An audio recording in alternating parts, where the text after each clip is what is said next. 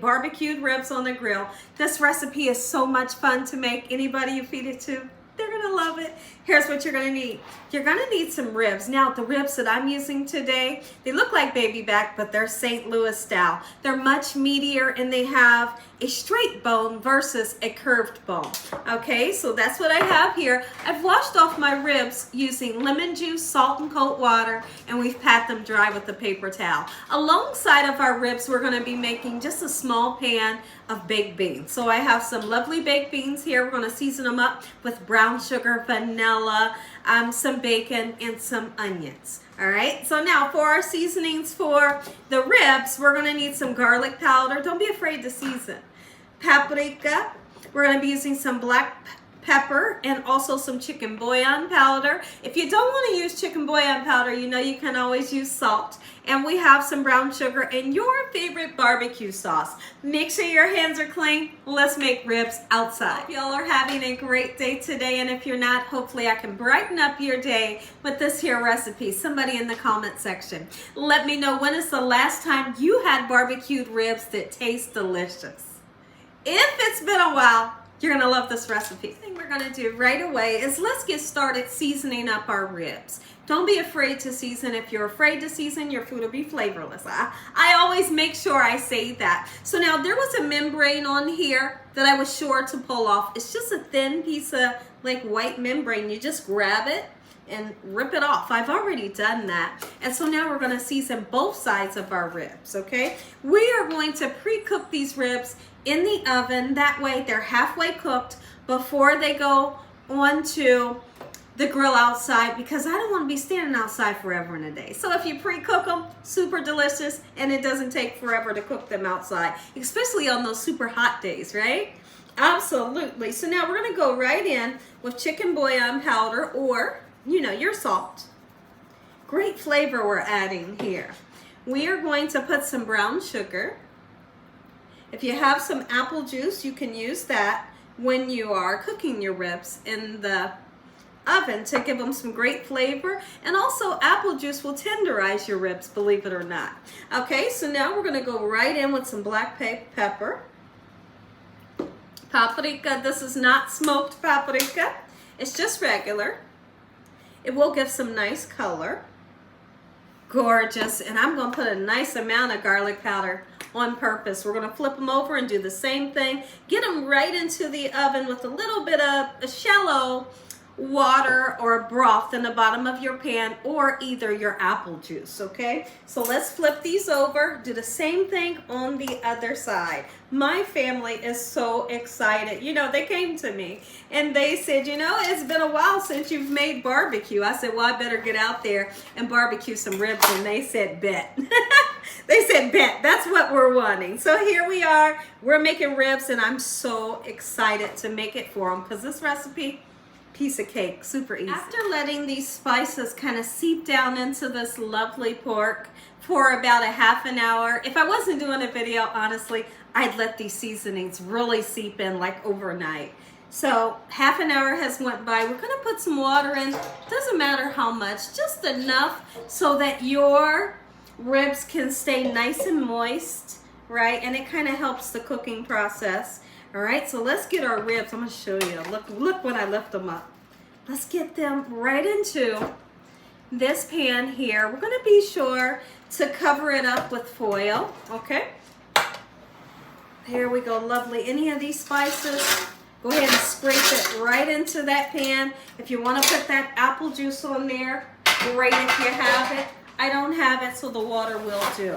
We're gonna cover this with foil, get into the oven, 350 degrees, like so. When I come back, we're heading outside. We're heading outside to the grill. I feel like I didn't mention that we're going to be using cinnamon or nutmeg or allspice in your beans. It really makes for a difference. Today I'm just going to be using cinnamon, but those are the other options. And we're going to put some vanilla extract right in. I'm not going to use too much onion, just a little bit will do for that one can that I'm making. And I'm cooking it right on top of the stove. Now a lot of times I'll make up my baked beans, and once you mix them, you throw them into the oven. But just one can for the three of us will do on top of the stove, and it's gonna be just as delicious, right?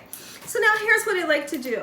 We're gonna chop up a little bit of onion, and once we get our bacon nice golden brown, fried up and crispy, then we'll throw in a little bit of onion, get it cooked, and then the beans and the spices go in. Okay, so this little bit of onion right here will do. When's the last time y'all had some baked beans, y'all? It's time. It's the season. The beautiful weather is here, and I couldn't be more excited. The birds are singing. The grass is growing, my flowers is coming up, and I'm so excited to get out there on the grill. Look, I just put the onions in. I didn't want to do it that early, but guess what? It's gonna be okay. We're gonna put the bacon right in with it and let everything cook together, right? Perfect. It's okay. Don't stress out in the kitchen. You hear me? Don't you do it. When you stress out in the kitchen, you won't like cooking, right? Make cooking fun, as it should be, because it is fun. All right, so now I have the burner on a medium heat. Our bacon's gonna get crispy. Those onions are gonna turn nice and translucent, and then we'll add the beans and our brown sugar. If you don't have brown sugar, you can just use white sugar. Lovely, let's get that going, and I'll be back. This little bit of oil that our bacon is going to let off is going to put great flavor into your beans. If you wanted to do a little bit of ground beef in your beans, that's delicious as well. Or you could do like a smoked sausage. And if you're doing the smoked sausage, you're going to do it the same way. Brown it up, get some great color onto it for flavor, and that little bit of oil that'll come out of it. And saute it up with some onions, throw your beans in. Your beans are gonna be delicious. Some great color onto our bacon and our onions. And that little bit of oil, I'm leaving it in there. Lovely, let's get our beans in. I'm gonna turn this burner down to low. We're gonna season it to give it some good flavor. Now there are some times where I'll put mustard and ketchup or maybe some barbecue sauce. Today I'm gonna put a little bit of barbecue sauce in there since we're barbecuing. Okay, and I'm gonna put some sugar, your desired amount, right? It's always your desired amount. Never too much. If there's one thing that I'm not a fan of, I don't want candied baked beans, right? I don't want it that sweet. I want it to have some sweetness, as it should, but don't make your baked beans too sweet, y'all. All right, we're gonna go in with our cinnamon. There we go, beautiful. We're also gonna go in with vanilla. You can never be too stingy with the vanilla, right? And I'm gonna grab some barbecue sauce. Once we get this open, we'll put just about a tablespoon in there. Really makes a difference. Get our barbecue sauce in. Not too much. Lovely, great flavor right there. Who's excited? You should be. I think I'm gonna make up a small pan of cornbread to go with today's recipe. Taste them, we have to. Perfect.